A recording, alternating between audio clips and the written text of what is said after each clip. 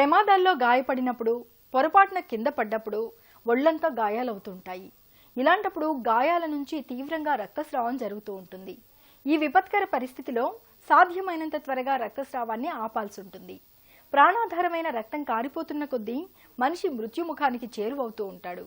ఇలాంటప్పుడు రక్తస్రావాన్ని అరికట్టేందుకు వెంటనే ఏం చేయాలో, శరీర గాయాల విషయంలో ఎలాంటి జాగ్రత్తలు తీసుకోవాలో ఇప్పుడు తెలుసుకుందాం.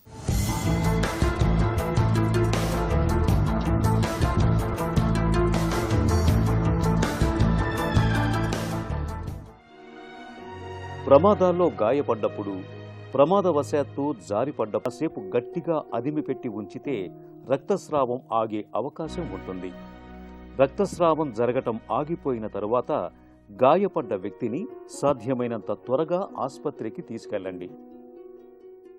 గాయాల నుంచి రక్తస్రావం జరుగుతున్నప్పుడు ఆ రక్తస్రావాన్ని ఆపేందుకు ప్రథమ చికిత్సగా ఏం చేయాలో, గాయాలకు ఎలా కట్టుకట్టాలో తెలుసుకున్నాం కదా.